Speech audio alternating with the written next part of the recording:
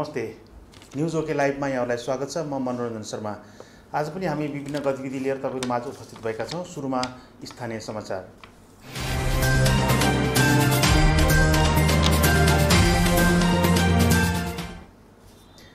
स्थानीय समाचारको प्रारम्भमा रोहिणी गाउँपालिकाको एउटा समाचार सम्बन्धी।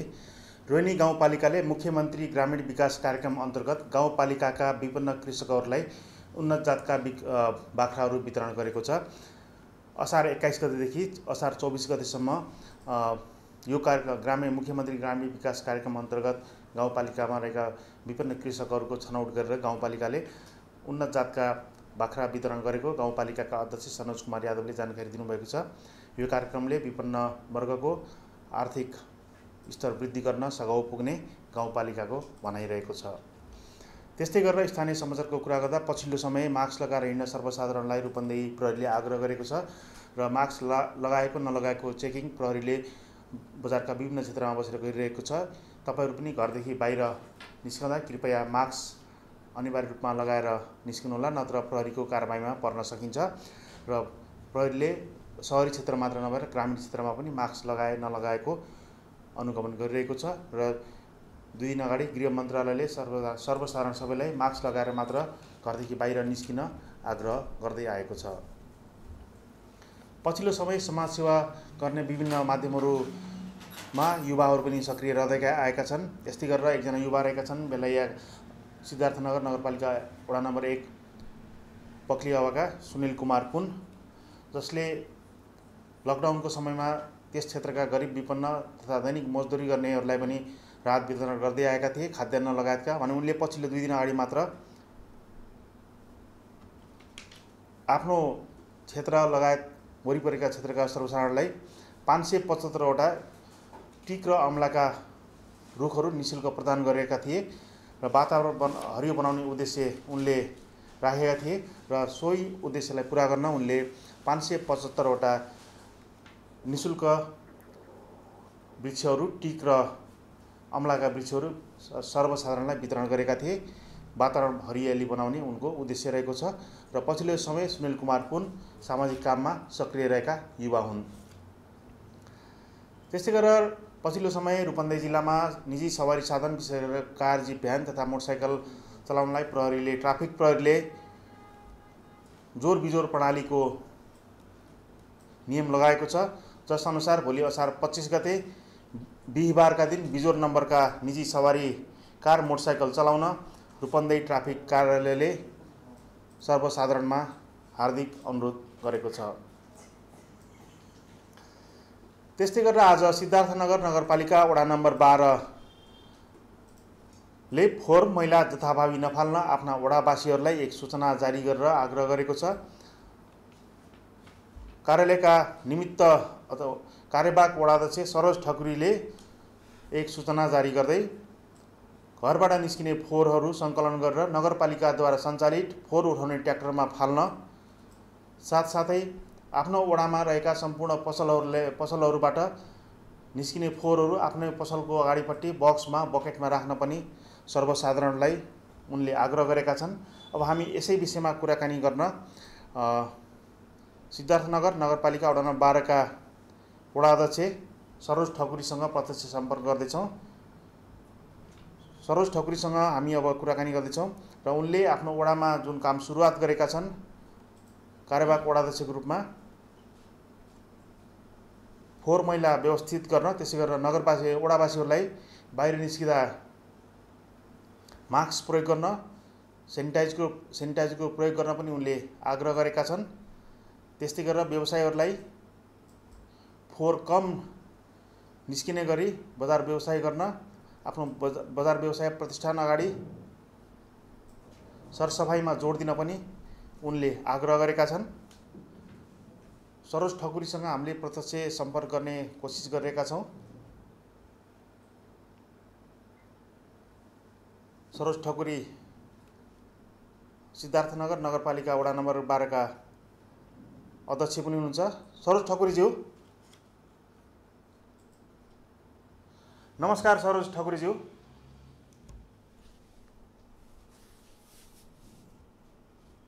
जस्तो तपाईँले आज सूचना जारी गर्नुभयो वडावासीको नाममा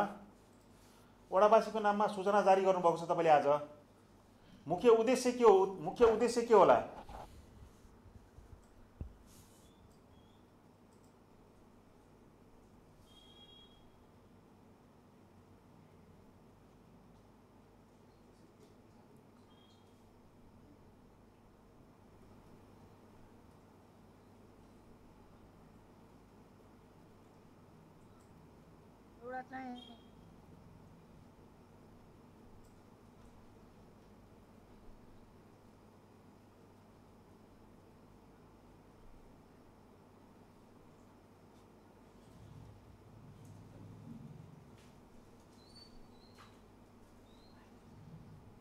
समस्या देखिएको हुँदा म एउटा चाहिँ वार्ड नम्बर 12 को चाहिँ एउटा निर्वाचित जनप्रतिनिधिको हैसियतले कसरी हुन्छ यसलाई रोकथाम गर्नुपर्छ। हामीले चाहिँ एउटा चाहिँ व्यवसाय प्रतिष्ठानले चाहिँ कमसेकम चाहिँ एउटा चाहिँ डस्टबिन व्यवस्था गरेर राख्ने, अथवा त्यो पनि सक्नुहुन्न हजुरहरू चाहिँ व्यापारी दृष्टिकोणले चाहिँ त्यहाँ खर्च गर्न सक्नुहुन्न, एउटा कार्टुनमा चाहिँ व्यवस्थित ढङ्गले चाहिँ फाल्ने बानी बसालिदिनुहोस्। र चाहिँ आम उपभोक्ताहरूलाई पनि गुटखा प्रयोग गर्नेहरूले चाहिँ गुटखा खाएर सिधै बाहिर फालेको अवस्थामा चाहिँ कमसेकम उहाँहरूलाई चाहिँ त्यो बेचिराख्दाखेरि खाएर चाहिँ यहाँ फालिदिनुहोस् भन्ने खालको चाहिँ एउटा चाहिँ उहाँहरूलाई सिकाउँदै बारम्बार मैले चाहिँ योभन्दा अगाडि चाहिँ हजुरको चाहिँ प्रत्यक्ष रूपमा मौखिक भनिरहेको थिएँ भने आज एउटा चाहिँ वार्ड अध्यक्षको हैसियतले चाहिँ मैले चाहिँ लिखित रूपमा चाहिँ आज सूचना जारी गरेको हो।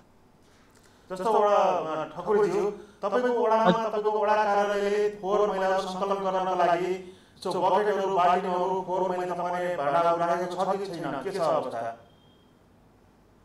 अहिले जस्तो चाहिँ हामी यो नेपालको चाहिँ संरचना अनि त्यहाँबाट चाहिँ हजुरको चाहिँ कुरा गर्नुपर्दा जस्तो अहिले हामीले तत्काल चाहिँ सबै व्यापारीहरूलाई चाहिँ एउटा चाहिँ सके डस्टबिन नाइबिन चाहिँ हजुरको चाहिँ कार्टुनलाई चाहिँ डिब्बा बनाएर चाहिँ फाल्ने व्यवस्था गर्नुहोस् भनेर आग्रह गरेका छौँ।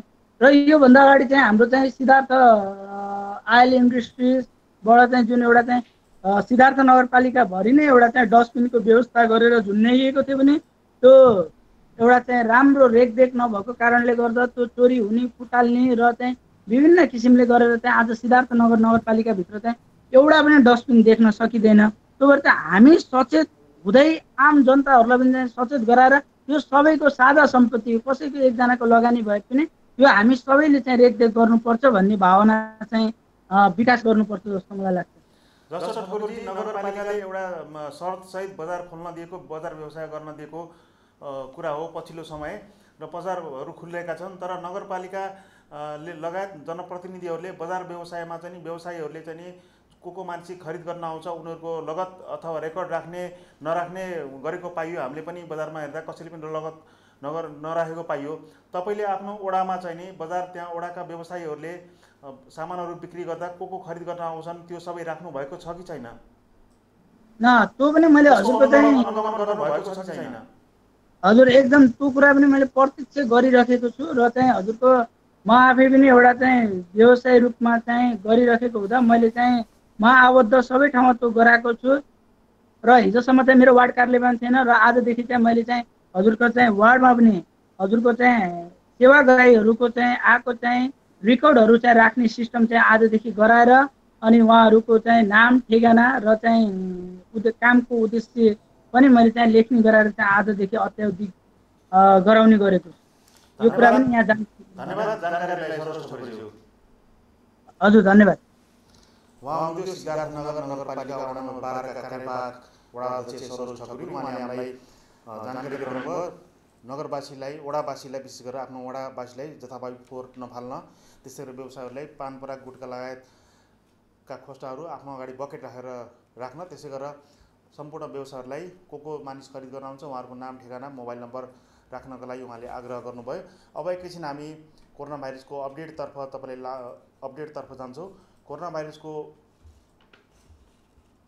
अपडेटको कुरा गर्दा गएको 24 घण्टामा नेपालमा जम्मै 255 जनामा नयाँ कोरोना भाइरसका सङ्क्रमितहरू पुष्टि भएका छन्। नयाँ सङ्क्रमितको सङ्ख्या 255 जना भएको छ। त्यस्तै गरेर निको भएको मानिसहरूको सङ्ख्या 7752 पुगेको छ। त्यस्तै गरेर मृत्यु भएको सङ्ख्या 35 जना रहेको छ हाम्रो देशमा आजको दिनसम्म 4 बजीसम्म। त्यस्तै गरेर जम्मै अहिलेसम्मको सङ्क्रमितहरूको सङ्ख्या 16,423 जना रहेको छ। यो सङ्ख्या तपाईँको स्वास्थ्य तथा जनसङ्ख्या मन्त्रालयले आज दिउँसो 4 बजे काठमाडौँमा पत्रकार सम्मेलन गरेर जानकारी गराएको हो र सो तथ्याङ्क अद्यावधि गरेको तथ्याङ्क अनुसार आजको दिनसम्म नेपालमा जम्मै कोरोना भाइरस सङ्क्रमितहरूको सङ्ख्या 16,423 पुगेको छ। त्यस्तै गरेर PCR परीक्षण गर्नेहरूको सङ्ख्या पनि बढिरहेको छ र 2,66,457 जनाले परीक्षण गरिसकेका छन्। त्यस्तै गरेर RDT परीक्षण 3,12,402 जनाको भएको छ र अझै पनि 8,636 जना नेपालका विभिन्न आइसोलेसन सेन्टर त्यस्तै गरेर उपचार केन्द्रहरूमा बसेर स्वास्थ्य लाभ गरिनु भएको छ र क्वारेन्टाइनमा बस्नेहरूको सङ्ख्या 25,040 रहेको छ। एकजना नागरिकको क्वारेन्टाइनको बसाइ अवधि 14 दिन हुने गरेको छ र 14 दिनपछि उहाँहरूको स्वास्थ्य परीक्षणपछि कुनै त्यस्तो समस्या नदेखेको पाएमा घर जान दिने गरेको छ र आजको दिनसम्म आउँदा क्वारेन्टाइनमा बस्नेहरूको क्रम घट्दै गएको छ र 25,040 अझै पनि 25,040 जना कोरोना विभिन्न देशभरिका विभिन्न क्वारेन्टाइनमा बसिरहेको अवस्था रहेको छ। यो रह्यो हाम्रो देशको कोरोना भाइरसको अपडेट। अब एकैछिन रूपन्देहीको कुरा गरौँ। रूपन्देहीमा कोरोना भाइरस सङ्क्रमण पुष्टि भएका 302 मध्ये 256 जना पूर्ण रूपमा निको भई घर फर्किसक्नु भएको छ भने अझै पनि 45 जनाको उपचार भइरहेको छ। 45 जना मध्ये भैरुवाको भीम अस्पताल, बुटोलको धागो कारखाना स्थित कोभिड अस्पताल र बुटोलकै एन्फा टेक्निकल सेन्टरमा उपचार भइरहेको छ भने विभिन्न आइसोलेसन सेन्टरहरूमा पनि उपचार भइरहेको छ र 1 जनाको मृत्यु भएको छ रूपन्देहीमा। त्यस्तै गरेर प्रदेश 5 मा कोरोना भाइरस सङ्क्रमितको सङ्ख्याहरू 3,946 पुगेको छ। गएको 24 घण्टामा थप 13 जना नयाँ सङ्क्रमण पुष्टि भएको छ। नयाँ सङ्क्रमण पुष्टि भएका सबै दाङ र बाँके जिल्लाका हुन्। त्यस्तै गरेर 2,535 जना उपचारपछि निको भई घर फर्किसकेको अवस्था छ। प्रदेश 5 सामाजिक विकास मन्त्रालयका वरिष्ठ स्वास्थ्य प्रशासक उमाशङ्कर चौधरीको अबको ब्रिफिङ मिडिया ब्रिफिङ। प्रदेश नम्बर डाक्टर उमाशङ्कर प्रसाद चौधरी, वरिष्ठ स्वास्थ्य प्रशासक, प्रदेश सरकार, प्रदेश नम्बर 5 सामाजिक विकास मन्त्रालय बुटवलको तर्फबाट आज 2077 साल असार 24 गते बुधबार तदनुसार 8 जुलाई 2020 को दिन यहाँहरू समक्ष प्रदेश सरकार सामाजिक विकास मन्त्रालयले नियमित रूपमा 5 बजे सञ्चालन गरेको कोरोना अपडेटको तथ्य र तथ्याङ्क सहित मिडिया ब्रिफिङको लागि उपस्थित भएको छु। यस ब्रिफिङमा प्रदेश सरकार सामाजिक विकास मन्त्रालयले कोभिड-19 रोकथाम, नियन्त्रण, निदान तथा उपचारका लागि गरेको कार्य विवरणहरू प्रस्तुत गर्नुका साथसाथै स्वास्थ्यका सरोकारका विषयवस्तुहरू दैनिक रूपमा प्रस्तुत गर्दै आएको छु। कोभिड-19 संक्रमितको अवस्था तथ्य र तथ्याङ्कको रूपमा यो प्रदेशको विवरण राख्न चाहे।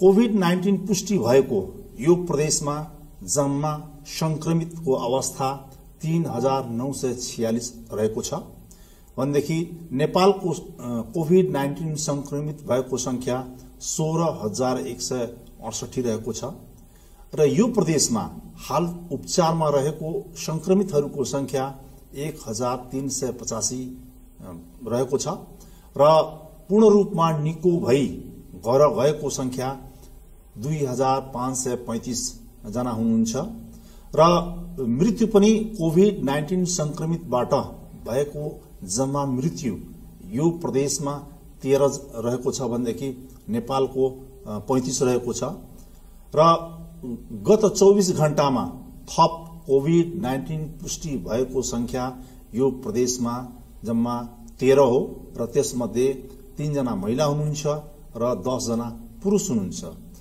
यो अपडेट यहाँहरूको बीचमा आज 4 बजेसम्मको अपडेट हो र अब कोभिड-19 संक्रमितहरूलाई प्रदेश सरकार सामाजिक विकास मन्त्रालयले 2 किसिमको व्यवस्थापन गरेको छ र सबभन्दा पहिला कोरोना विशेष आइसोलेसन अस्पतालमा सञ्चालन गरेको छ र यो अस्पतालहरू 4 वटा रहेका छन् यो प्रदेशभरि र यी अस्पतालहरूमा खास गरेर कोभिड-19 पुष्टि भएका मोडरेट, सिभियर, आइसियुमा रहने तथा भेन्टिलेटरको सहयोगले उपचार हुने संक्रमितहरू यी अस्पतालहरूमा सेवा लिने निरन्तरता रहेको छ र यी मुख्य रूपमा 4वटा अस्पतालबाट यस्तो किसिमको सेवा प्रदेशभरि दिँदै आएको छ प्रदेश सरकार सामाजिक विकास मन्त्रालयले।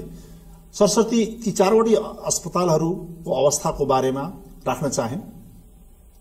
लुम्बिनी प्रादेशिक अस्पताल बुटवलले सञ्चालन गरेको धागो कारखानामा कोरोना विशेष अस्पतालमा अहिलेसम्म जम्मा 72 जना यो अस्पतालमा भर्ना भएर उपचार लिएको अवस्था छ भनेदेखि 78 जना पूर्ण रूपमा निको भएर घर जानु भएको छ र अहिलेसम्म 12 जना आइसियुमा यो अस्पतालमा सेवा लिएको पनि तथ्याङ्क हामीसँग रहेको छ र आजको मितिमा 3 जना सामान्य बेडमा सेवा लिइराख्नु भएको छ भनेदेखि 3 जना अहिले पनि आइसियुमा सेवा तथा उपचार लिइरहेको अवस्था यो अस्पतालको रहेको छ।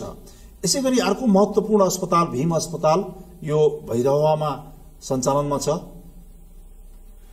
यो पनि प्रदेश सरकारले सञ्चालन गरेको कोभिड विशेष अस्पताल मध्ये एउटा महत्त्वपूर्ण अस्पताल हो र यो अस्पतालमा 98 जना अहिलेसम्म भर्ना भएको अवस्था छ भनेदेखि 62 जना पूर्ण रूपमा निको भएर घर गएको पनि अवस्था छ र आजको मितिमा यो अस्पतालमा 36 जना आइसोलेसन तथा उपचारको क्रममा कोभिड-19 पुष्टि भएका संक्रमितहरू रहेको तथ्याङ्क हामीसँग छ।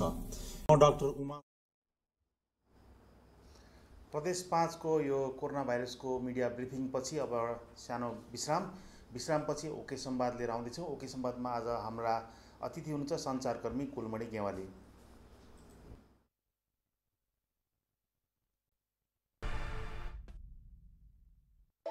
अति सुन्दर धेरै टिकाउ कहाँबाट ल्याउने अरू भन्दा कम्फर्टेबल कार्पेट कुन लाउने मैले जस्तै बुझ्नु पर्यो नयाँ जेन्सा कार्पेट नै ल्याउनु पर्यो। जेन्सा कार्पेट हाम्रो नै राम्रो अरू भन्दा बढी कम्फर्ट ब्युटी अनि भेराइटी छ किनकि बेस्ट टेक्नोलोजीमा हाम्रो देशको आफ्नै उत्पादन छ।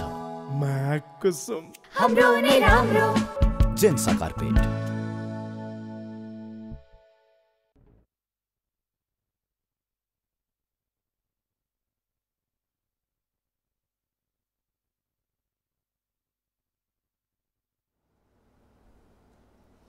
विश्रामपछि स्वागत छ। अब पालो ओके संवादको। ओके संवादमा आज हाम्रा अतिथि हुन्छ भैरवाका पुराना सञ्चारकर्मी जो 2052 सालदेखि भैरवा बसेर सञ्चार कर्म गरिरहनु भएको छ कुलमणि गेवाली र उहाँ पछिल्लो समय माइक्रो फाइनान्स कम्पनीमा पनि कार्यरत हुनुहुन्छ। गेवाली सर, तपाईँलाई कार्यक्रममा स्वागत छ। धन्यवाद, नमस्कार। सर्वप्रथम आज तपाईँको जन्मदिन पनि परेको छ, तपाईँलाई जन्मदिनको धेरै धेरै शुभकामना छ। यहाँलाई धेरै धेरै धन्यवाद छ। भैरवामा बसेर पत्रकारिता 2052 सालदेखि गर्नुभयो।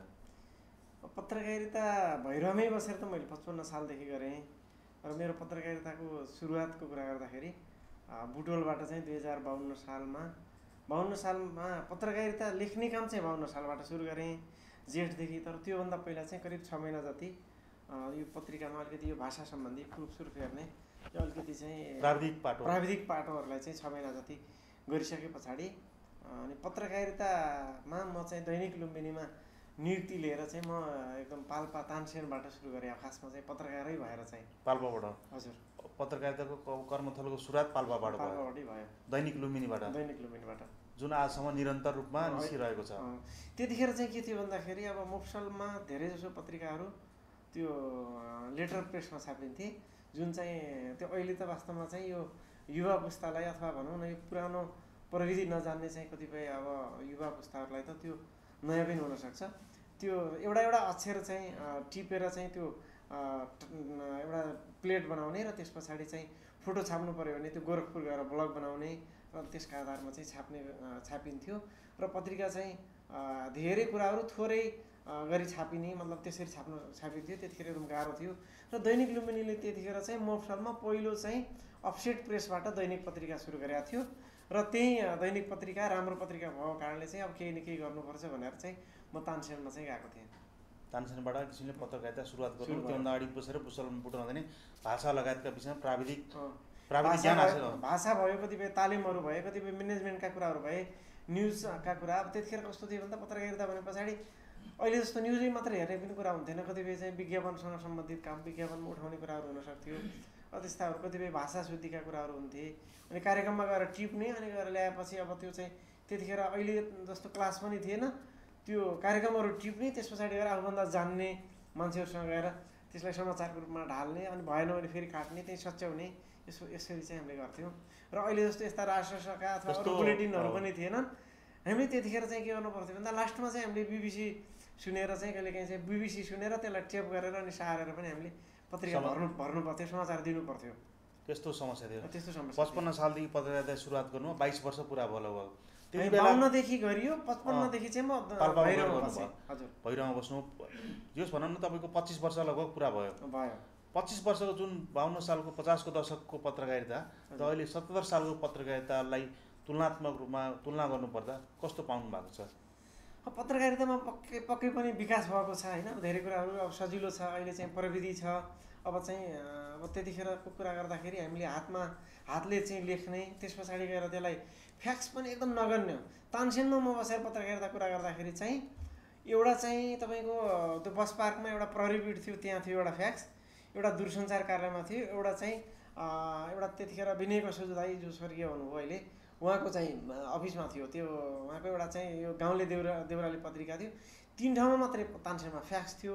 अब शनिबार अथवा उस टाइममा चाहिँ अब त दूरसञ्चारबाट हुने कुरा भएन, कहिले चाहिँ अब लाइन नहुँदाखेरि पनि फ्याक्स गर्न नपाउने र समाचार चाहिँ हामीले कतिपय अब कुरियरबाट हाल्नुपर्ने र अब चाहिँ अहिले जस्तो अब एकदम तुरुन्तै ताजा समाचार दिन गाह्रो हुन्थ्यो। टेलिफोन पनि महँगो थियो। अब टेलिफोन सबका घरमा थिएन, मोबाइल त अब कुरै भएन। अब अहिले चाहिँ कस्तो छ भन्दाखेरि अहिले त धेरै जसो चाहिँ अब प्रविधि छ, जहाँ हिँड्यो त्यहीँबाट मोबाइलबाटै हामीले न्युज लेख्न सक्छौँ, डाटा अन गर्न सक्छौँ। त्यस पछाडि गएर र केही राम्रा पक्षहरू पनि छन् भने अब केही नराम्रा पक्षहरू पनि छन्। पहिला चाहिँ असाध्यै समाचारको लागि असाध्यै धेरै मेहनत गर्नु पर्थ्यो भने अब अहिले चाहिँ प्रविधिले गर्दाखेरि सजिलो पनि भएको छ र सँगसँगै अब विकृति पनि छ होइन। मेहनत गर्ने भन्दा पनि कपी पेस्ट गर्ने अब खालको त्यो पनि छ। दुवै कुराहरू छन्, राम्रा नराम्रा दुवै छन्। दिपेन्द्र प्रधानजीले कुलमणीजीलाई जन्मदिनको शुभकामना छ है भनेर भन्नुभएको छ। धेरै धेरै धन्यवाद छ दिपेन्द्र सर, उहाँले मलाई टेलिफोनमा पनि भन्नुभएको थियो। जस्तो अब 25 वर्ष लगभग भयो, अमेरिकाबाट विजय शर्माले पनि जन्मदिनको शुभकामना दिनुभएको छ। धन्यवाद विजय दाई, हजुरलाई धेरै सम्झिरहेको छौँ है। अब यो कुराकानीलाई अगाडि बढाउने क्रममा तपाईँले यो प्रविधिको विकाससँगै पत्रकारिताले पनि माथिल्लो धेरै सुविधा दिएको भन्नुभयो, विकृति पनि आएको भन्नुभयो होइन। अब पत्रकारले चाहिँ यो बढ्दो प्रविधिको प्रयोग छ नि अहिले, यसलाई चाहिँ कसरी चिन्नुपर्छ, प्रयोग गर्नुपर्छ जस्तो लाग्छ तपाईँलाई? अब चाहिँ कस्तो छ भन्दाखेरि जस्तै तपाईँले कपी पेस्टको कुरा गर्नुभयो होइन, समाचार छिनछिनमा आउँछन्, अब यसलाई कसरी हेर्नुहुन्छ तपाईँले? अब चाहिँ त्यतिखेर भनौँ न, मैले चाहिँ अब एउटा रमाइलो घटना मैले तपाईँलाई एउटा सानो जोडौँ। तानसेनमा चाहिँ त्यतिखेर वार्ड नम्बर 9 मा एउटा कोही चाहिँ बाटो हिँड्ने बटुवाले चाहिँ एउटा तत्कालीन वडाध्यक्षको घरमा गएर आत्महत्या गरेछ। त्यतिखेर चाहिँ कस्तो हुन्थ्यो भन्दा सारा तानसेनवासी चाहिँ त्यहाँ चाहिँ गएर तपाईँको त्यो घटना हेर्न, त्यो के हो, एकदम एउटा मृत्यु चाहिँ त्यति चासो, त्यति चिन्ता, त्यति चाहिँ दुःखको घटना थियो। र त्यसलाई चाहिँ अब सबै कुराहरू भइसके पछाडि, पुष्टि भइसके पछाडि त्यो न्युज भोलि नभएर अथवा पर्सिसम्म चाहिँ मिडियामा आउँदाखेरि पनि ताजा हुन्थ्यो। अब तपाईँले चाहिँ अब अहिले एउटा सुसाइडको अथवा एउटा यस्ता सामान्य घटनाहरूलाई मतलब अब हामीले चाहिँ त्यति प्राथमिकता दिँदैनौँ, किन भन्दा अब चाहिँ हामीले चाहिँ अब मृत्युका कुराहरू अथवा यस्ता दुःखहरू हामीले इमिडिएट चाहिँ हामीले थाहा पाउन सक्छौँ, सामाजिक सञ्जालहरूमा आइसक्यो। अब कस्तो भइदियो भन्दाखेरि अहिलेको पत्रकारिता एकदम तपाईँको तुरुन्तै गर्नुपर्ने, अब कतिपय चाहिँ गर्नुपर्ने स्थिति पनि छ र सँगसँगै के छ भन्दाखेरि तुरुन्तै दिने नाममा फेरि विकृति पनि छ। कतिपय चाहिँ तपाईँको न्युज ब्रेक गर्ने नाममा चाहिँ तपाईँको गलत इन्फर्मेसन आएर पश्चाताप पनि गर्नुपर्नेहरू हामीले यही भर्खरै 1-2 महिना अगाडि नै भेट्यौँ। हस्पिटलमा मान्छे मरेको छैन, अब मऱ्यो भनेर पुरा ब्रेकिङ न्युज आयो, एकदम न्युज दिने होडबाजी नै चल्यो, पछि हस्पिटलले विज्ञप्ति जारी गरे।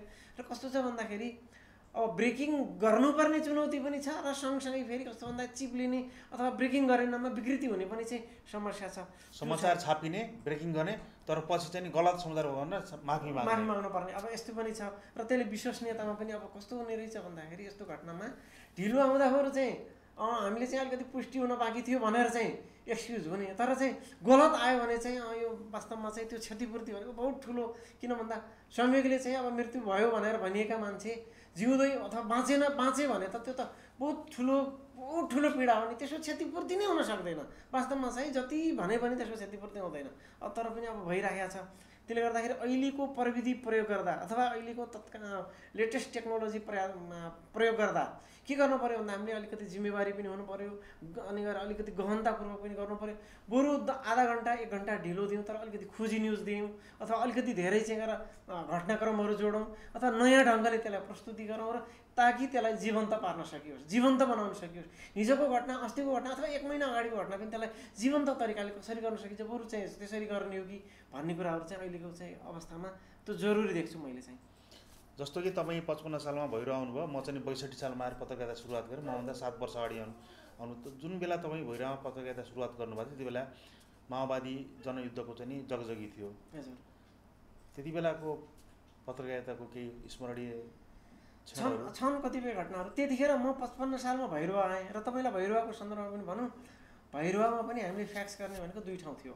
असाध्यै गाह्रो थियो हेर्नुहोस् समाचार पठाउनलाई। किन भन्दा अब इमेल इन्टरनेट भन्ने कुरा त पुरै छोडिदिउँ। एउटा चाहिँ तपाईँको बर्मेलटनमा थियो, एउटा चाहिँ बेङ्गलोरमा थियो। अनि गएर त्यहाँ जाँदाखेरि चाहिँ अब तपाईँको कहिलेकाहीँ लाइनै हुन्थेन, जेनेरेटरबाट गर्दाखेरि डबल पैसा लाग्ने।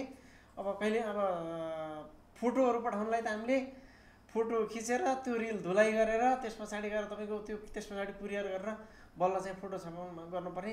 इमिडिएटका मतलब चाहिँ आजको घटनाको आजै फोटो चाहिँ दिन सकिन्थेन। विशेष गरी फोटोहरू फिचर न्युजहरूमा चाहिँ हामीले युज गर्थ्यौँ। अब त्यो दुःख थियो एकातिर।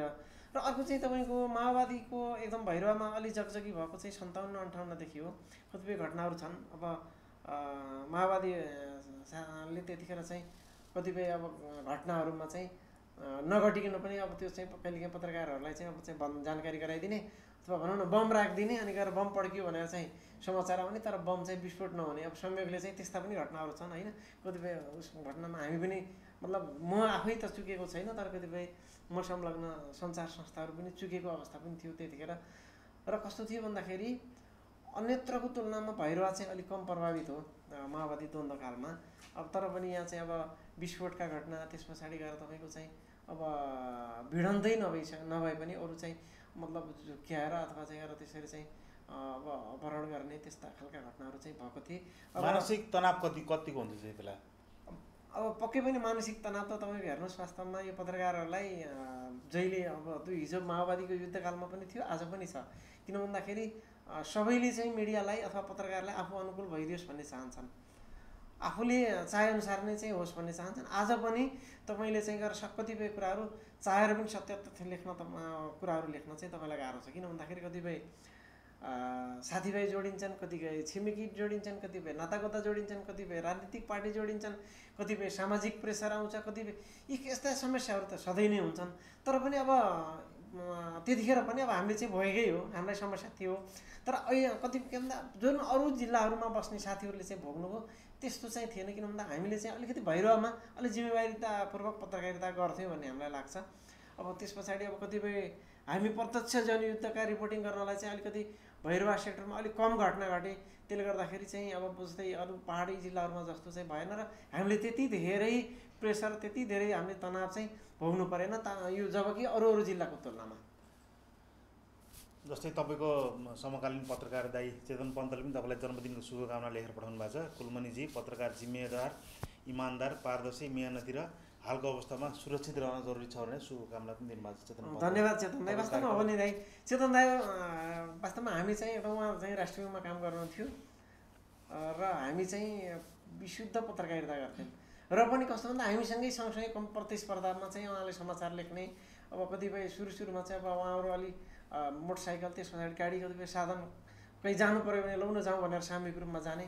मतलब अहिले जस्तो सबै पत्रकारहरूसँग बाइक थिएनन्, साधनहरू थिएनन्। हामी कतिपयसँग साइकल थिए, कतिपयसँग साइकल पनि थिएनन् होइन। अब हामीले त्यसरी पत्रकारिता गर्दाखेरि उहाँको चाहिँ भैरवमा पत्रकारिता सेक्टरमा चाहिँ हामीलाई चाहिँ उहाँको अतुलनीय सहयोग छ। म त्यसको चाहिँ स्मरण गर्न चाहन्छु चेतन दाई। तपाईँको कार्यकालमा के छ सबभन्दा एकदम महत्त्वपूर्ण कुरा पत्रकारिता गर्दाखेरिको? अब हेर्नुहोस्, अब महत्त्वपूर्ण त अब हेर्नुहोस् वास्तवमा चाहिँ मेरो जिन्दगीमा मैले एकदमै भुल्न नसक्ने मेरा 1-2टा घटना छन् पत्रकारिता सेक्टरमा। पहिलो घटना चाहिँ छ, मेरो छोरो जन्मेको थियो र म चाहिँ 5-6 दिनको सुत्केरी श्रीमती र छोरो म कोठामा। त्यस पछाडि गएर अब एक्लै मतलब बस्ने, आफैले खाना खुवाउने। त्यो बेलामा चाहिँ मलाई चाहिँ काठमाडौँबाट नेपाल समाचारपत्रमा म काम गर्थेँ र मलाई चाहिँ त्यतिखेर कपिलवस्तुमा सीमा अतिक्रमण यहाँ चेतन दाई लेख्नु भएको छ 55तिरका पत्रकारिता जोखिमपूर्ण छन्, कतिपय अवस्थाको घटना सम्झनायोग्य छ, सँगैको भलुई र छपिया घटना सम्झनामा छ र तपाईँले उठाएको रसियावाल खुद्रो लुटनवादमा हामीले चाहिँ जुन इस्यु उठायौँ हामी त्यसमा सफल भयौँ भनेर लेख्नु भएको छ। त्यो चाहिँ अभियसली हो चेतन दाई, र मैले त्यही कुरा जोड्न लागेको। रसियावाल खुद्रो लुटनवाद चाहिँ अलिकति सहज थियो, यही थियो एकदम, त्यसलाई चाहिँ एकदमै धेरै हामीले उठायौँ र वास्तवमा मिडियाकै कारणले चाहिँ त्यो वास्तवमा चाहिँ यो राष्ट्रियकरण भएको हो। किन भन्दा त्यो चाहिँ भारतले बनाइसक्यो, नेपालका चाहिँ प्रहरीलाई थाहा छैन, सिडिओलाई थाहा छैन, सिँचाइ कार्यालयले अलिकति चाहिँ जानकारी थियो। त्यस पछाडि गएर त्यहाँ मर्चुवारका चाहिँ स्थानीय बासिन्दाले उठाइसके पछाडि र हामीले रिपोर्टिङ गरे पछाडि त्यो चाहिँ हामीले चाहिँ एकदम कभरेज गरेरै हामीले राष्ट्रिय इस्यु बनायौँ। तर मेरो लाइफसँग जोडिएको कुरा गर्दाखेरि म चाहिँ 5-6 दिनको सुत्केरीलाई दिनभरि एक्लै छाडेर म रसियामा मलिसागर बाँधको कपिलवस्तुको रिपोर्टिङ गर्न गएँ। बिहान खाना खाएर गएको, राति 9 बजे आयो। दिनभरि सुत्केरीलाई चाहिँ मतलब भनौँ न भोकै राख्नु पऱ्यो, मतलब खुवाउन चाहिँ। यो चाहिँ कस्तो भन्दाखेरि मैले चाहिँ आज भएको भए म चाहिँ त्यो गर्दैन थिएँ। हामीले चाहिँ पत्रकारितालाई चाहिँ सर्वेसर्वा अथवा चाहिँ त्यस पछाडि गएर तपाईँको चाहिँ परिवार अथवा भनौँ न कहिले भर्खरको सुत्केरी अथवा भर्खरको छोरा कसैले चाहिँ सर्व गर्न सक्छ। त्यो आज म गर्दै गर्दैन। मैले चाहिँ जति नै भने पनि म परिवारलाई चाहिँ छोडेर म त्यो अवस्थामा छोडेर म जान सक्दिनँ। तर त्यो बेलामा त्यसरी गरियो, नम्बर एउटा। दोस्रो कुरा मैले चाहिँ साह्रै जोखिम मलेको भनेको चाहिँ सन्धि खर्कमा माओवादीले आक्रमण गरे पछाडि 2058 सालको तीजको अघिल्लो दरखाने दिन माओवादीले आक्रमण गरे। भदौ 23 गते म 23 या 26 गते मैले गते बिर्सेँ। म त्यतिखेर गुल्मी घरमा थिएँ र मलाई चाहिँ टाइफाइड भएको थियो। काठमाडौँबाट समाचारपत्रले रिपोर्टिङ गर्नु पऱ्यो भन्यो। त्यस पछाडि गएर चाहिँ म चाहिँ तुरुन्तै भोलिपल्ट म भैरव आएँ। भैरव आएर समाचारपत्रको गाडी र म दिपक रिजालजी समाचारपत्रबाट हुनुहुन्थ्यो। हामी चाहिँ यहाँबाट जाने भयौँ। कान्तिपुरको हाम्रो चाहिँ कस्तो भन्दा माधवजीहरू यहाँ कान्तिपुरमा हुनुहुन्थ्यो, उहाँ चाहिँ कमलपन्थीजी हुनुहुन्थ्यो। उहाँहरू चाहिँ बाइकमा, हामी गाडीमा। संयोग कस्तो परिदियो भन्दाखेरि तपाईँको हेर्नुहोस् न, अहिले चाहिँ जस्तो गुल्मी जाने पाल्पा जाने बाटो चाहिँ पक्की बाटो थिएन। हाम्रो चाहिँ काठमाडौँमा गुड्ने सानो गाडी तपाईँको पत्थरकोटबाट माथि गोर्सिङ्गे, मतलब गोर्सिङ्गे पत्थरकोटबाट माथि हामी चाहिँ नरपानी जुन चाहिँ ठाडा जाने जुन चाहिँ जङ्गल छ त्यो बिचमा आधा बाटोमा गएपछि हाम्रो गाडी फस्यो, जान सकेन। संयोगले त्यही दिन चाहिँ अब तत्कालीन चाहिँ उहाँ नेता हुनुहुन्थ्यो रामनाथ ढकाल, नेत्रपन्थी लगायतको एउटा चाहिँ टिम जाँदै रहेछ, डिआर घिमिरे। म अरू 3 जनालाई चाहिँ विशेष सम्झन चाहन्छु। उहाँहरूले लिफ्ट नदिएको भए हामी चाहिँ त्यो किनभने त्यो घटनामा हामीले ब्रेक पनि गऱ्यौँ। मलाई चाहिँ टाइफाइड भएको थियो। त्यस पछाडि गएर हामी चाहिँ साँझ पुग्यौँ। त्यसरी उहाँले लिफ्ट दिइसके पछाडि माधवजीहरू त्यही दिन पुग्नु सक्नु भएन र भोलिपल्ट चाहिँ सबै त्यहाँको चाहिँ गएर सबै पक्षहरूसँग हामीले चाहिँ भेट्यौँ। र त्यो हामीले चाहिँ घटनास्थल हेर्दाखेरि कस्तो भयो भन्दाखेरि हेर्नुहोस् मनोरञ्जनजी, अगाडि सशस्त्र प्रहरी, पछाडि हामी हिँडिरहेछौँ। ठ्याक्कै चाहिँ अगाडि चाहिँ तपाईँको बम विस्फोट भयो र चाहिँ 2 जना सशस्त्र प्रहरीको चाहिँ खुट्टै उड्यो। हामी पछि छौँ, बमहरू छ, बारुदहरू छ, यस्तो विभत्स दृश्य। त्यस पछाडि अलि तल गएर फेरि खोलामा चाहिँ त्यो अलिकति मलाई बमिट भयो। अनि मैले खोलामा गएर चाहिँ मुख खोकाले हेर्छु त त्यही माओवादीका चाहिँ कलिला भर्खरका 12-14 वर्षका चाहिँ ती लडाकुहरू चाहिँ एकदम चाहिँ त्यही ढलिरहेका छन्। हेर्नुहोस् त्यही पानीमा डुबेको छ, त्यहीँबाट आएको पानी मैले मुख खोकाले धन्नै म त्यतिखेर धन्नै म चाहिँ ढलिनँ। मलाई कसो गरेर गरेँ, मलाई टाइफाइड भएको औषधि खाएको कारणले। त्यसरी चाहिँ हामीले चाहिँ त्यसरी मतलब उहाँ सन्धि खर्कबाट हामीले सारा रिपोर्टिङहरू कलेक्सन गऱ्यौँ। त्यस पछाडि गएर त्यहाँबाट चाहिँ त्यतिखेर चाहिँ मलाई तत्कालीन एसएसपी सायद के राणा हुनुहुन्थ्यो एकजना, मैले नाम बिर्सेँ। उहाँले हेलिकप्टरबाट पोखरा पठाउँछु भन्नुभयो। तर चाहिँ पोखरा पठाएपछि हामी फेरि भैरवा कसरी आउने, त्यसले गर्दाखेरि हामीले चाहिँ हुँदैन भनेर त्यहीँ गाडीमा फर्केर राति बुटो लाएर 12 बजे चाहिँ हामीले समाचार लेखेर त्यस पछाडि गएर एउटा होटलमा बसेर बिना फोटोका त अलि पछि आयो। 2-3 दिनपछि दिपक रिजालजी काठमाडौँ जानुभयो, उहाँले फोटो गर्नुभयो र हामीले चाहिँ त्यस दिन समाचार ब्रेक गऱ्यौँ र कान्तिपुरलाई हामीले चाहिँ जित्यौँ। त्यस पछाडि त्यो चाहिँ मेरो जीवनको चाहिँ एकदम यादगार र अविस्मरणीय। र त्यस पछाडि लगातार 6 दिनसम्म र फेरि काठमाडौँबाट समाचारपत्रको मेन रिपोर्टर आउनुभयो। तर 6 दिनसम्म लगातार मैले न्युज लेखेँ, लगातार मेन न्युज भयो। र त्यसको 6 महिना पछाडि म गुल्मी जाँदाखेरि त्यही घटनालाई लिएर चाहिँ त्यही घटनामा मैले उठाएको इस्युलाई लिएर मलाई चाहिँ 3 घन्टासम्म माओवादीहरूले चाहिँ मलाई बन्धक बनाए र मैले चाहिँ त्यतिखेर प्रतिवाद गरेँ। मैले मतलब उहाँहरूले चाहिँ उहाँहरूको कुरा के थियो भन्दा तैँले चाहिँ केही कुराहरू चाहिँ गरेर तैँले अनर्गल लेखिस् एकरो लेखिस् भन्ने थियो। मैले त्यसलाई जस्टिफाई गरेपछि उहाँहरूले चाहिँ पछि के विषय थियो त्यो विषय थियो के थियो भन्दाखेरि हामीले चाहिँ त्यतिखेर उठाएका थियौँ त्यतिखेर भारतीयहरूको पनि संलग्नता भनेर चाहिँ हामीले लेखेका थियौँ। माओवादी सन्धि खर्क आक्रमणमा भारतीयहरूको पनि संलग्नता भनेर हामीले के आधारमा बनाएका थियौँ भन्दा स्थानीय बासिन्दाहरूले हामीलाई के भनेका थियो भने मतलब त्यहाँ चाहिँ उनीहरूले हिन्दीमा मात्रै बोलिरहेको थिए, यसरी चाहिँ सब व्यवस्थापन भइरहेको थियो भनेर हामीलाई त्यहाँका माओवादीहरू त्यहाँका स्थानीयहरूले त्यो चाहिँ केही कुराहरू हामीले गरिरहेका थिए। केही माओवादी स्रोतले पनि भनेको थियो हामीले सहयोग जसको पनि लिन सक्छौँ भनेको थियो र त्यसका आधारमा लेखेका थियौँ। पछि चाहिँ उहाँहरूले पुष्टि त्यो मैले लेखेको कुरामा केही न केही सत्यता छ भन्नुभयो। अब तर कतिपय कुराहरू त्यही त हो, कतिपय आफ्नो इच्छा विपरीतका कुराहरू गर्दाखेरि अब सामान्यतया अलिकति मान्छेहरूलाई अब जसलाई पनि तत्कालीन अवस्थामा उहाँहरूलाई त्यो चाहिँ मतलब गलतै भनेर अब त्यसलाई चाहिँ साबित गर्नु थियो होला, तर पछि उहाँहरूले चाहिँ त्यसलाई स्वीकार्नुभयो जसले मलाई गर्नुभएको थियो। त्यति बेलाको पत्रकारिताको कुरा गर्नु भएन, त्यति बेलाको पत्रकारितामा जुन चाम थियो नि, फिल्डमा जाने, समाचार सङ्कलनमा जाने, खोजी न्युजमा बढी चासो दिने, तर त्यस्तो चाम अनि अहिले तपाईँको पत्रकारितामा यो घट्दै गएको पनि हो। एकदमै हो। त्यतिखेर त कस्तो थियो भन्दाखेरि हेर्नुहोस्, कतिपय ठाउँमा फर्मल्ली प्रोग्राममा हामी नभएसम्म सुरु हुन्थेन, पत्रकारहरू चाहिँ आउनु बाँकी छ भनेर फर्मल्ली कार्यक्रम सुरु हुन्थेन, एउटा कुरा। अर्को कुरा के थियो भन्दा कतिपय कार्यक्रम फेरि यस्ता हुन्थे बिहान 10-11 बजे सुरु भएको कार्यक्रम राति 8 बजीसम्म सिद्धिन, त्यही सबै कार्यक्रममा पत्रकार बस्नु पर्थ्यो। हेर्नुहोस् त्यो पीडा, त्यो कष्ट। अनि गएर कार्यक्रम सिद्धे पछाडि अरू सबै आफ्ना आफ्ना लाखापाखा लाग्थे अथवा खानपिनमा लाग्थे। पत्रकारको खास कर्म त्यस पछाडि सुरु हुन्थ्यो, हामीले समाचार लेख्नु पर्थ्यो। नलेखेको कभरेज हुँदैन, लेखौँ चाहिँ हाम्रा चाहिँ हाम्रा पनि पेट हुन्, हेर्नुहोस् हाम्रा पनि परिवार छन्, बालबच्चा छन्। हामीले त धेरै ठुलो त्याग गरे। अहिलेको जेनेरेसनले अथवा मैले पनि आज मैले परिवारको निम्ति मैले त्यो त्याग गर्न सक्दिनँ। मैले सञ्चार कर्मको निम्ति मैले परिवारलाई त्यो त्याग गर्न सक्दैन जुन हामीले हिजो बिहान गरियो। अभियसली हेर्नुहोस् बहुत गाह्रो थियो। हामीले चाहिँ एकदमै त्यो मर्चवारका चाहिँ त्यो खेतका डिल चाहिँ बाइक चलाएर माधवजिरोमा धेरै पटक गएका छौँ हामी चाहिँ। गएर लुम्बिनी त्यो धुलो बाटो, परासीको त्यो धुलो बाटो, अहिले जस्तो पिच, अहिले जस्तो साधन पनि थिएन। अरूसँग एकछिन बाइक मागेर जान्थ्यौँ, आफैले पेट्रोल हाल्थ्यौँ, बाइक माग्थ्यौँ, त्यस पछाडि गएर रिपोर्टिङ गर्थ्यौँ अनि बुझाउँथ्यौँ। अनि गएर अब आजको चाहिँ गएर रिपोर्टिङ गऱ्यो हामी 2-3 दिनपछि लेख्नु पर्थ्यो। कतिपय कुराहरू अहिले जस्तो सहज रूपमा चाहिँ गएर हुलाक जानु पर्थ्यो, कुरियर जानु पर्थ्यो, हुलाकमाबाट पठाउने, कुरियरबाट पठाउने। पछि त इन्टरनेट इमेलहरू आइसक्यो, अलिकति सजिलो भयो। हेर्नुहोस् अब डिजिटल युग आयो, पछि त डिजिटल क्यामेरा आयो, त्यस पछाडि अझै सजिलो हुँदै गयो। यति अहिले त अब तपाईँको चाहिँ सबै कुराहरू छ।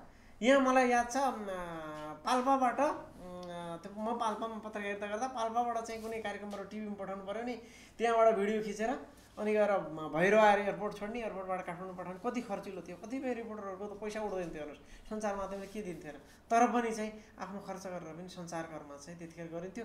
र त्यतिखेरको सञ्चारकर्ममा रमाइलो थियो, इन्जोय थियो, मजा थियो, अनि गएर एकदम गर्व थियो। वास्तवमा चाहिँ अहिलेको भन्दा त्यतिखेरको गर्व थियो। जस त्यति बेलाको जुन पत्रकारितामा एउटा चान्स थियो त्यति बेला अहिले घट्दै गएको अहिले भन्नु सकिन्छ हामीले। अवश्य। अब एकछिन कोभिडको कुरा गरौँ। तपाईँ स्थानीय गौतम बुद्ध सन्देशको सम्पादक पनि हुनुहुन्छ। हजुर।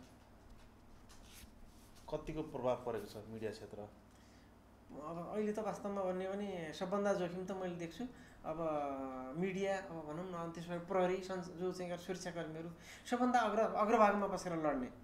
अब जस्तै कतिपय के छ भन्दाखेरि अहिले त अझै सञ्चार माध्यमलाई किन भन्दा समाचार पनि दिनुपर्ने छ, हेर्नुहोस् जोखिम पनि मोल्नुपर्ने छ र पर्याप्त चाहिँ अब यो कोभिडका कारणले चाहिँ अब सञ्चार माध्यमहरूमा विज्ञापन घट्यो अनि प्रकाशन भएनन् भनेर पत्रकारले त वास्तवमा पारिश्रमिकको पनि समस्या छ। हेर्नुहोस् अब समयमा पारिश्रमिक दिन सक्ने अथवा चाहिँ र पर्याप्त पारिश्रमिक दिन सक्ने अवस्था पनि छैन र जोखिम मोलेर पत्रकारिता गर्नुपर्ने छ।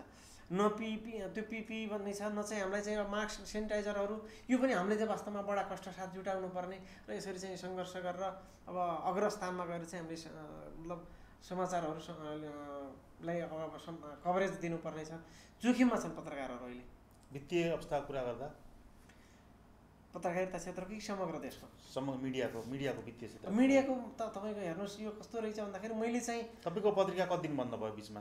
बिचमा त अब तपाईँको जति बेलासम्म चाहिँ एकदमै कडा लकडाउन भयो त्यतिखेरसम्म त हामीले बन्द गऱ्यौँ। अहिले मलाई ठ्याक्कै यति दिन भन्ने त मलाई याद छैन, तर हामीले चाहिँ करिब 20-22 दिन कि 1 महिना जति हामीले चाहिँ लकडाउनमा के अरे बन्दै गऱ्यौँ सुरुमा।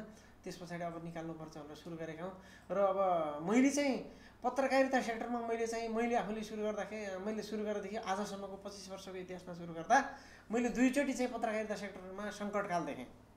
अहिले एउटा चाहिँ अहिले हेर्नुहोस् एकदमै सङ्कट छ र योभन्दा अगाडि चाहिँ त्यतिखेर जति बेलासम्म नेपालमा बहुदलीय व्यवस्थालाई गरेर तत्कालीन राजा ज्ञानेन्द्रले चाहिँ शासन सत्ता हातमा लिए त्यस बेला पनि यस्तै स्थिति थियो। त्यस बेला चाहिँ के भन्दाखेरि धेरै सञ्चार माध्यमहरू त्यतिखेर पनि बन्द भए, साइज घटे। त्यस पछाडि तपाईँको चाहिँ गएर मिडिया के अरे पत्रकारहरू कटौतीमा परे, सुविधा घट्यो। अनि त्यस पछाडि गएर अब जस्तै स्टिन्जरमा काम गर्ने पत्रकारहरूको त न्युजै कभरेज नहुने, तपाईँको चाहिँ एउटा पारिश्रमिक उठ्दैन, लगानी उठ्दैन, अथवा भनौँ न ज्योति समाचार हामीले चाहिँ कभरेज के अरे लेख्नलाई साधन स्रोत जुटाउनलाई लाग्छ, त्यो बराबरको पनि स्टिन्जरहरूले रिपोर्टिङ गरे बापत पैसा पाएनन् त्यो बेलामा। त्यो पनि एकदम चरम सङ्कटकाल मैले आफ्नो अनुभव गरेको। र अहिले पनि त्यसै गरी पत्रकारिता सेक्टरमा सञ्चार माध्यमलाई गाह्रो छ। हेर्नुहोस्, विज्ञापन अब उद्योगी व्यवसायहरू त्यसै पीडित छन्। अनि त्यस पछाडि गएर अब विज्ञापन चाहिँ आउँदैन।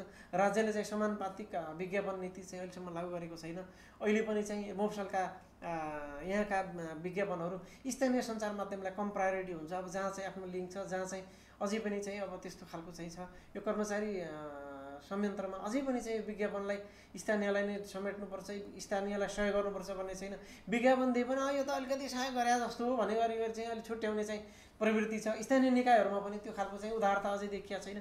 सङ्कट छ। पत्रकारिता सेक्टरमा पनि अहिले चाहिँ वित्तीय अवस्था चाहिँ सङ्कटपूर्ण नै भएको मैले देखिरहेको छु। भनेपछि यो मिडिया क्षेत्र जुन पूर्ववत अवस्था थियो नि, यो तपाईँको 76 सालको यो फागुनभन्दा अगाडिको अवस्थामा हुन फागुनसम्मको अवस्थामा, फागुनसम्म त राम्रै अवस्थामा थियो। लकडाउनको दिनसम्म राम्रै अवस्थामा मान्नुपर्छ।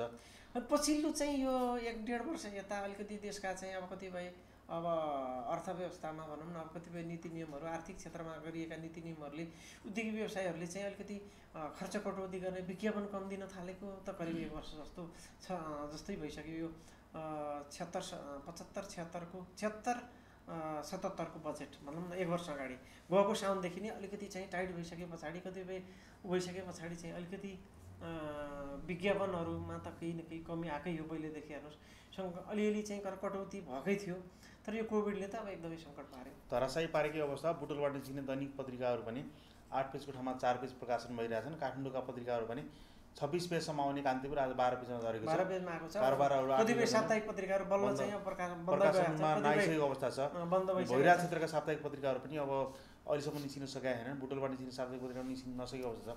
मेरो भने अब यो पूर्ववत अवस्थामा आउने मिडिया क्षेत्र चाहिँ कम्तीमा 1 वर्ष लाग्छ। अब हेर्नुहोस् यो कस्तो रहेछ भन्दाखेरि मिडियालाई दुईवटा कारण। एउटा त पूर्ववत अवस्थामा 1 वर्षभित्र आउनलाई त हेर्नुहोस् राज्यको पोलिसी नै मिडियालाई एकदम प्रोत्साहित गर्ने खालको हुनुपर्छ। होइन भने जबसम्म उद्योग व्यवसायहरू राम्रोसँग फस्टाउँदैन अथवा पर्यटन क्षेत्र सबै सेक्टरहरूले स्मुथली चाहिँ ग्रोथ गर्दैन, तबसम्म चाहिँ वास्तवमा चाहिँ 1 वर्षभन्दा अझै लामो पनि हुनसक्छ पूर्ववत अवस्थामा आउन। तर यदि राज्यका सबै निकायहरूले साँच्चै सञ्चार क्षेत्रलाई चाहिँ प्राथमिकता दिने हो भने मेरो विचारमा 1 वर्षभन्दा मतलब 1 वर्षमा चाहिँ अलिकति चाहिँ पूर्ववत अवस्थामा चाहिँ आउन चाहिँ सक्ने सम्भावना चाहिँ म देख्छु। तर राज्यको चाहिँ त्यसअनुसार चाहिँ सहयोग र अब त्यो खालको अब केही कामहरू राज्यले चाहिँ गर्नुपर्छ। यहाँ कृष्ण बस्याल सुदीपजीले मार्क्स चाहिँ भगवान हो भनेर भन्नुभएको रहेछ। हामी चाहिँ नि म उहाँलाई भन्नुहुन्छ हामी चाहिँ यो स्टुडियोमा चाहिँ नि सेनिटाइज गरेर सबै वेल युज गरेर त्यसै ह्यान्ड सेनिटाइजर प्रयोग गरेर स्प्रे गरेर त्यसरी हामी चाहिँ यो भाइरस रिमुभर पनि राखेका छौँ। यस्तो चाहिँ नि ब्लग पनि गर्छ। त्यस कारणले गर्दा उहाँ हाम्रा दर्शकहरूलाई हाम्रो स्वास्थ्यप्रति सचेतकरणमा उहाँलाई धन्यवाद दिन्छौँ र हामी पनि स्वास्थ्यप्रति सचेत छौँ भन्न चाहन्छौँ। एकदमै हाम्रो दूरी काम पनि गरेका छौँ। होइन यस्तो छ, दूरी पनि काम गरेका छौँ। र अर्को कुरा के छ भन्दाखेरि अब हामी चाहिँ अब जुन अब अहिले छ मास्क बिना अब हिँड्यो भने त अब अहिले अब राज्यले नै अब प्रहरीले अधिकार दिएको छ कारवाही गर्ने भनेर। हामी बाहिर चाहिँ यहाँको गेटभन्दा बाहिरसम्म हामी मास्कमा थियौँ र यहाँ आए पछाडि पनि सेनिटाइज गरेर अब राम्रोसँग आएका छौँ। र जुन चाहिँ चिन्ता व्यक्त गर्नुभएको छ यसलाई चाहिँ एकदम राम्रो कुरा हो, हामी त्यसलाई फलो नै गरिराखेका छौँ। अब हामी कार्यक्रमको लगभग अन्त्यतिर आइसकेका छौँ। अब एकैछिन यो आर्थिक क्षेत्रको कुरा गरौँ। तपाईँ पछिल्लो समय लघु वित्त क्षेत्रमा पनि कार्यरत हुनुहुन्छ। मनोकामना लघु वित्त संस्थामा कम्पनी सचिवको रूपमा कार्यरत हुनुहुन्छ। म चाहिँ करिब 2 वर्ष 2.5 वर्ष जति हुन लाग्यो। म चाहिँ मनोकामना लघु वित्त वित्तीय संस्था लिमिटेड यो नेपाल राष्ट्रबाट घवर्गको चाहिँ यो इजाजत प्राप्त यो माइक्रो क्रेडिट गर्ने खास गरिकन विपन्न वर्गहरूलाई सामूहिक जमानीमा अथवा धितो लिएर पनि लघु कर्जा गर्ने सानो कर्जा वितरण गर्ने भनेर उद्देश्यले स्थापना भएको छ। यसको नेपाल कान्छो लघु वित्त संस्था हो यो होइन, योभन्दा धेरै अरू पछाडिहरू पनि छन्। अरू पछाडि 2 वर्ष भन्नु खुलेको पोजिसन के छ आजको दिनमा? 2.5 वर्ष भयो चाहिँ। अब म चाहिँ यसको चाहिँ सुरुवातदेखि नै म यसको चाहिँ नायब प्रमुख कार्यकारी अधिकृत र कम्पनी सचिव मैले हेरिराखेको छु। र यसको केन्द्रीय कार्यालय सिद्धार्थनगर नगरपालिका वार्ड नम्बर 5 मा छ। र यसको चाहिँ मेन चाहिँ प्रवर्तकमा चाहिँ भैरवा क्षेत्रका मारवाडी कम्युनिटीका अगुवाहरू हुनुहुन्छ। त्यस पछाडि गएर काठमाडौँको विराटनगर, वीरगञ्ज, बुटवल लगायतको यो उद्योग व्यवसाय र वित्तीय क्षेत्रमा चाहिँ संलग्न भएको चाहिँ युवाहरू चाहिँ यसमा चाहिँ लगानीकर्ता हुनुहुन्छ। र हाम्रो चाहिँ यो 2.5 वर्षको अवधिमा चाहिँ कस्तो भइदियो भन्दाखेरि यो म चाहिँ अब त्योभन्दा अगाडि अब यहाँलाई थाहा छँदैछ र कतिपय दर्शकहरूलाई थाहा पनि होला म चाहिँ त्योभन्दा अगाडि चाहिँ म डेभलपमेन्ट ब्याङ्कमा पश्चिमाञ्चल डेभलपमेन्ट ब्याङ्कमा करिब चाहिँ 8 वर्ष र 2 वर्ष जति म मेगा ब्याङ्क जुन कभर थियो म त्यसको चाहिँ शाखा प्रबन्धकको रूपमा चाहिँ म कार्यरत थिएँ र त्यहाँबाट चाहिँ म यता माइक्रो फाइनेन्समा चाहिँ म आएँ जुन मनोकामना लघु वित्त वित्तीय संस्था लिमिटेड। यसको केन्द्रीय कार्यालय वार्ड नम्बर 5 भैरवमा छ र यसका चाहिँ अहिलेसम्म 18वटा शाखा सञ्चालनमा छन् र गत वर्षदेखि हामीले चाहिँ संस्था चाहिँ गत वर्षको असार मासान्तमा चाहिँ हामीले यसलाई चाहिँ पोजिटिभ ब्यालेन्स सिट हामीले सार्वजनिक गरेका थियौँ र हामी नाफामा थियौँ र यो वर्षमा पनि केही न केही त नाफा हुन्छ। तर कोभिड-19ले यो जुन चाहिँ छ महामारी कोरोना यसले चाहिँ हामीलाई असर पारेको छ र हामीले 6वटा जिल्लामा 18वटा शाखा कार्यालय मार्फत वित्तीय सेवाहरू दिइरहेका छौँ। करिब चाहिँ 10,000 सदस्यहरू हाम्रो चाहिँ सदस्यहरू हुनुहुन्छ। उहाँहरूले चाहिँ हामीसँग आबद्धता पाएर उहाँहरूले चाहिँ सामूहिक जमानीमा अथवा बिना धितो अथवा धितो राखेर हामीसँग कारोबार गरिराख्नु भएको छ। वित्तीय अवस्था कस्तो छ यसको? वित्तीय अवस्था चाहिँ हामीले राम्रै गरिराखेका छौँ र राष्ट्र ब्याङ्कले कस्तो भइदियो भन्दाखेरि यो हामी सञ्चालन भएदेखि नै राष्ट्र ब्याङ्कले चाहिँ लघु वित्त संस्थाहरू पनि धेरै भयो भनेर चाहिँ घटाउने चाहिँ अभियान मर्जर अभियान चाहिँ सुरु गरेको छ र राष्ट्र ब्याङ्कको त्यो अभियानलाई हामीले साथ दिएर हामीले पनि दाङको स्मार्ट लघु वित्त वित्तीय संस्था लिमिटेडसँग मर्जरको लागि सम्झौता गरेर नेपाल राष्ट्र ब्याङ्कबाट अन्तिम स्वीकृति लिएर हामीले चाहिँ अन्तिम कारोबारको लागि हामी कम्पनी रजिस्ट्रारको कार्यालयमा हामी पेश गरिरहेका छौँ र मेरो विचारमा यो राष्ट्र ब्याङ्कले दिएको समय सीमा चाहिँ हाम्रो साउन 10 गते भित्र चाहिँ एकीकृत कारोबार गर्नुपर्ने छ। सकेसम्म हामीले साउन 10 नभए चाहिँ त्यसको 1 हप्ता तलमाथि होला हामीले चाहिँ यो एकीकृत कारोबार गर्ने तयारीमा चाहिँ छौँ। तपाईँहरू एक आपसमा गाभिने हो कि प्राप्ति गर्ने हो? यो अब हामीले नाम त चाहिँ हामीले चाहिँ त्यसलाई मर्जरै बनाएर राखेका छौँ तर चाहिँ यो मनोकामना लघु वित्त वित्तीय संस्था लिमिटेडले यो स्मार्ट लघु वित्त वित्तीय संस्था लिमिटेडलाई गाभेर अनि मनोकामना स्मार्ट लघु वित्त वित्तीय संस्था लिमिटेडको नामबाट चाहिँ हामीले कारोबार सुरु गर्दैछौँ। केन्द्रीय कार्यालय भैरवमा नै हुन्छ। केन्द्रीय कार्यालय भैरवमै हुन्छ र यसको चाहिँ प्रमुख कार्यकारी अधिकृत पनि हाम्रै मनोकामना लघु वित्तकै हुनुहुन्छ र अध्यक्ष पनि हाम्रै मनोकामना लघु वित्तकै हुनुहुन्छ। अनि त्यसको अब त्यस मर्जर भइसकेपछि तपाईँको लघु वित्तको यो पुँजी संरचना कस्तो हुन्छ? अब अहिले चाहिँ हाम्रो चाहिँ क्यापिटल 6 करोड 82 लाख हो र हामीले चाहिँ यो मर्ज भइसके पछाडि हामीले 8/22 पुग्छ 8 करोड 22 लाख र त्यस पछाडि हामीले सर्वसाधारणलाई पनि छुट्याएको चाहिँ हामीले सेयर जारी गरिसके पछाडि हाम्रो 12 करोड हाम्रो 11 लाख जति हाम्रो चाहिँ क्यापिटल पुग्छ र त्यस पछाडि हाम्रो जुन चाहिँ यो वर्षभित्रको यो 77 सालभित्र चाहिँ हामीले जुन आइपिओ जारी गर्ने भन्ने तयारीमा छौँ र त्यस पछाडि हाम्रो अहिले चाहिँ हामीले चाहिँ हाम्रो प्रबन्ध पत्रमा यो मर्ज भइसके पछाडि प्रदेश स्तरमै कायम रहने भन्ने छ। यस पछाडि चाहिँ हामीले अरू संस्थाहरूसँग पनि गाभिएर हामीले यसलाई राष्ट्रिय स्तरमा जाने र अझै धेरै नेटवर्क विस्तार गर्ने अझै धेरै कारोबार गर्ने चाहिँ हाम्रो लक्ष्य रहेको छ। जस्तो कोभिडले चाहिँ ब्याङ्क वित्तीय संस्थालाई पनि एकदम अत्यधिक प्रभाव पारेको छ। यो अनि के छ अहिलेसम्म तपाईँहरूकोमा अब कर्जाको किस्ता बुझाउने समय सीमा जुन यो असार माहान्त बढाउनु भएको छ अथवा के स्वेच्छाले बढाउनु भएको छ न के गर्नु भएको छ? यस्तो छ अब यो चाहिँ कोभिडले त वास्तवमा यो वित्तीय क्षेत्रहरूलाई पनि अवश्य प्रभाव पारेकै छ र त्यसमध्ये पनि यो नेपाल राष्ट्र ब्याङ्कबाट जुन स्वीकृति प्राप्त 4 प्रकारका अहिले ब्याङ्क तथा वित्तीय संस्थाहरू छन्। क वर्गको वाणिज्य ब्याङ्क, ख वर्गको विकास ब्याङ्क, ग वर्गको फाइनेन्स कम्पनी र घ वर्गको लघु वित्त वित्तीय संस्था।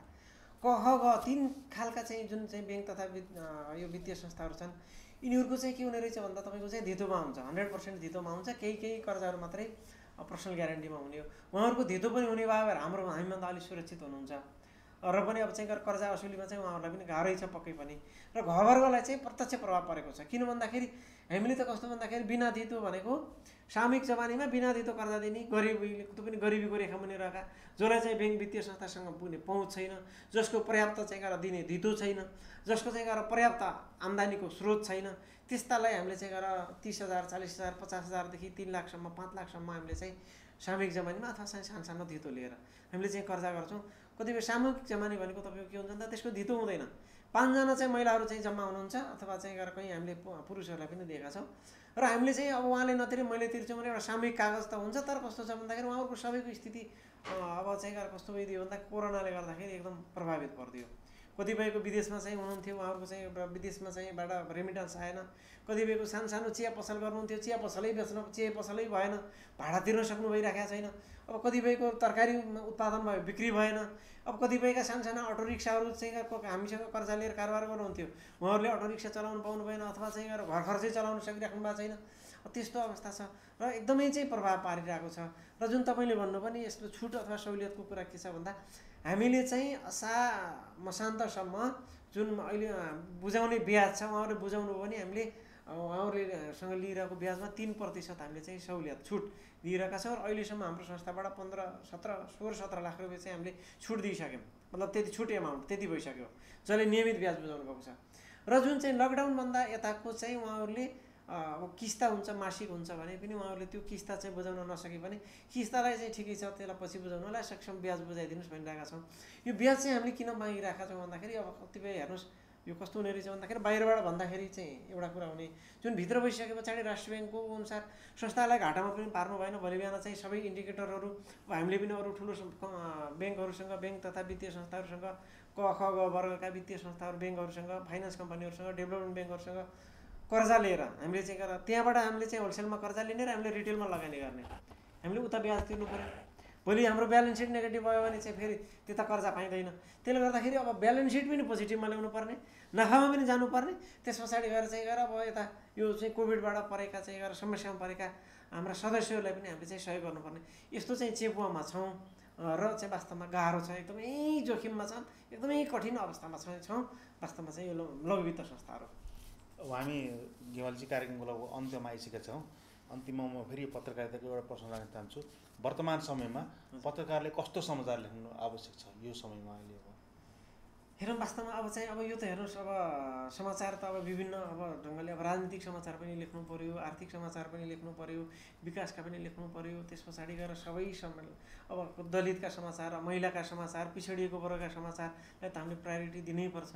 तर अहिले के लाग्छ भन्दाखेरि हेर्नुहोस् समाजमा हेर्नुहोस् न जहाँसुकै निराशा छ, जहाँसुकै चाहिँ तपाईँको मान्छेहरूमा चाहिँ के छ भन्दाखेरि एकदमै निराशावादी, एकदम आशा नै छैन मान्छेहरूमा, यस्तो निराशा भइसक्यो। यो बेलामा हामीले लेख्ने भनेको त हेर्नुहोस् सकारात्मक समाचारै चाहिँ हामीले अहिले चाहिँ जोड दिनुपर्ने अवस्था छ। किन भन्दाखेरि एकातिर चाहिँ तपाईँको महामारीको चाहिँ समस्या छ, अर्कोतिर चाहिँ तपाईँको आर्थिक मन्दीको समस्या छ, अर्कोतिर बेरोजगारीको समस्या छ, अर्कोतिर आर्थिक अरू पाटाहरू जोडिएका छन्। कर्जा लिएकोले कर्जा तिर्न सकिरहेको छैन, व्यवसाय गरेकोले व्यवसाय चलाउन सकिरहेको छैन, परिवारलाई चाहिँ त्यस्तै चाहिँ अब मतलब अब पारिवारिक चाहिँ दायित्व छ। यी सबै कुराहरूको जुन चाहिँ मान्छेहरूमा निराशा चाहिँ छ, उद्योगी व्यवसायी राजनीतिक यस्तो अवस्थामा चाहिँ अहिले हामीले चाहिँ अलिकति आशावादी हुने खालका सकारात्मक समाचारहरू गर्न सकियो भने चाहिँ सकारात्मक मानिसहरूमा चाहिँ सकारात्मक सन्देश प्रवाह गर्न सकिन्छ कि भन्ने चाहिँ मलाई लाग्छ। हस् त हाम्रो स्टुडियोमा आइदिनु भयो, जन्मदिनको समयमा पारिवारिक कार्यक्रमलाई थाती राखेर यहाँसम्म आइदिनु भयो, समय दिनुभयो, यसको लागि हाम्रो टिमको तर्फबाट यहाँलाई धेरै धेरै धन्यवाद। साथसाथै पुनः हाम्रो टिमको तर्फबाट तपाईँको सुस्वास्थ्य दीर्घजीवनको कामना गर्न चाहन्छौँ, जन्मदिनको बधाई दिन चाहन्छौँ। आफ्नो कार्यस्थलमा रहँदा कोरोना भाइरसको जोखिम अझै पनि बढिरहेको छ, स्वास्थ्यको ख्याल गरेर कार्य सम्पादन गर्नुहोला। पुनः शुभकामना छ। नमस्ते। नमस्ते, धन्यवाद मनोरञ्जनजी र यहाँको सिङ्गो न्युज ओके संवाद कार्यक्रम र सिङ्गो न्युज ओके टिमलाई। तपाईँले चाहिँ भैरवा सेक्टरमा एउटा तानसेनबाट आएर, म पनि बाहिरबाट आएर बसेँ हो, तानसेनबाट आएर चाहिँ तपाईँले जुन 62 सालदेखि तपाईँसँग सहकार्य भइरहेको छ, पछिल्लो समयमा तपाईँले चाहिँ राम्रै गरिराख्नु भएको छ र जुन एउटा आर्थिक क्रियाकलापलाई मात्रै समेटेर तपाईँले चाहिँ रङ्गीन खालको जुन पत्रिका निकाल्नु भएको थियो, वास्तवमा चाहिँ यो एकदमै अनुकरणीय छ। र तपाईँको चाहिँ यो चाहिँ न्युज ओके जुन केही समय कोभिड पछाडि अब अहिले तपाईँको प्रकाशनलाई अलिकति बाधा पुगिरहेको छ, यसलाई चाहिँ निरन्तरता दिन सक्नुहोला। म त्यो पनि तपाईँलाई आज यी कार्यक्रम मार्फत विशेष शुभकामना दिन चाहन्छु। त्यो पत्रिकाले निरन्तरता पाओस्, किन भन्दा एकदम चिल्लो कागज होइन, कार्यालयमा जाने बित्तिकै चाहिँ न्युज ओके अगाडि राखे पछाडि यस्तो भन्दा त्यो कागज त्यसको हेर्दाखेरि बडा आनन्द आउँथ्यो। र तपाईँले चाहिँ पछिल्लो समयमा अब यो समसामयिक विषयवस्तुहरूलाई चाहिँ समेटेर अब एउटा अतिथिहरूलाई ल्याउने र त्यस पछाडि गएर अथवा समसामयिक स्थानीय घटनाहरूलाई चाहिँ जोडेर तपाईँले जुन एउटा संवाद कार्यक्रम र स्थानीय समाचार कार्यक्रम सुरु गर्नुभएको छ, यो कार्यक्रमले चाहिँ निरन्तरता पाओस् र यसको म सबै परिवारलाई चाहिँ म र विशेष गरी तपाईँ जुन एउटा गरिराख्नु भएको छ, तपाईँ अनि हाम्रो आकाशजी लगायत सिङ्गो टिमलाई चाहिँ म बधाई र धन्यवाद ज्ञापन गर्न चाहन्छु। र सँगसँगै कस्तो भन्दाखेरि यो चाहिँ एउटा सुरुवात हो। तपाईँ त पक्कै पनि तानसेनमा बसेका मान्छे, अब एउटा मदन पोखरा रेडियो चाहिँ एउटा डोको रेडियोबाट सुरु भएको थियो। उहाँहरूले साप्ताहिक रूपमा नाटक गरेर अनि गाउँभरिका चाहिँ समाचारहरू चाहिँ वाचन गरेर चाहिँ उहाँहरूले चाहिँ रेडियोको सुरुवात गर्नुभएको थियो र पछि चाहिँ अहिले चाहिँ दक्षिण एसियाकै पहिलो कम्युनिटी रेडियो भनेर उहाँहरूले गरिराख्नु भएको छ। र यसै गरी जुन चाहिँ तपाईँले सुरु गर्नुभएको छ यो चाहिँ सुरुवातले चाहिँ एउटा तपाईँलाई चाहिँ भोलि बिहान चाहिँ एकदम देशकै राम्रो उत्कृष्ट चाहिँ गरेर एउटा टेलिभिजन कार्यक्रम प्रस्तुति गर्न सक्नु होला। म त्यसको पनि म तपाईँलाई शुभकामना व्यक्त गर्न चाहन्छु। नमस्कार। नमस्कार।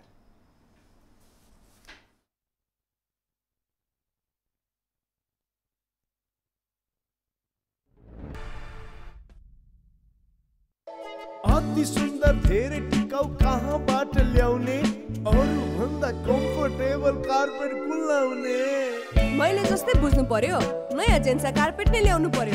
जेन्सा कार्पेट हाम्रो नै राम्रो। अरू भन्दा बढी कम्फर्ट, ब्युटी अनि भेराइटी छ किनकि बेस्ट टेक्नोलोजीमा हाम्रो देशको आफ्नै उत्पादन छ। कसम हाम्रो नै राम्रो। जेन्सा कार्पेट।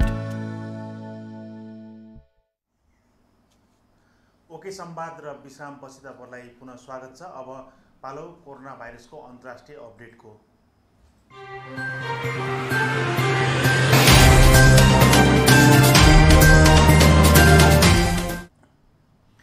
कोरोना भाइरसको अन्तर्राष्ट्रिय अपडेटको कुरा गर्दा यो समयसम्म विश्वभरमा कोरोना भाइरस सङ्क्रमितहरूको सङ्ख्या 1,20,02,132 पुगिसकेको छ भने बिरामीहरूमध्ये पूर्ण रूपमा निको भएर घर जानेहरूको सङ्ख्या 69,46,914 पुगेको छ। अर्थात् 1,20,00,000 बिरामी हुँदा 69,46,914 जना उपचारपछि पूर्ण रूपमा निको भएर घर फर्किसक्नु भएको छ भने आजको दिनसम्म 5,47,834 जनाको मृत्यु पनि भइसकेको छ। त्यस्तै गरेर अझै पनि 45,07,384 जनामा पोजिटिभ केसहरू एक्टिभ छ। तीमध्ये पनि अस्पतालमा 44,49,091 जनाको उपचार भइरहेको छ। उहाँहरूको अवस्था सामान्य रहेको छ र त्यस्तै गरेर 58,293 जनाको गम्भीर अवस्थामा विश्वका विभिन्न अस्पतालहरूमा उपचार भइरहेको छ। देशवाइज कुरा गर्दा अमेरिकामा 30,79,095 पुगेको छ कोरोना भाइरस सङ्क्रमितको सङ्ख्या भने त्यहाँ मृत्यु हुनेको सङ्ख्या 1,34,030 जना पुगिसकेको छ। त्यसै गरी ब्राजिलमा 16,74,000 नागेको छ। सङ्क्रमितको सङ्ख्या 66,868 पुगेको छ। छिमेकी देश भारतमा पनि सङ्क्रमितहरूको सङ्ख्या दिनौँ बढेका छन्। भारतमा 7,54,152 नागेको छ। सङ्क्रमितको सङ्ख्या पनि 20,820 पुगेका छन्। मृत्यु हुने सङ्ख्या रुसमा 7,07,92 पुग्दा मृत्यु हुनेको सङ्ख्या 10,667 रहेको छ। अब मौसम सम्बन्धी जानकारी।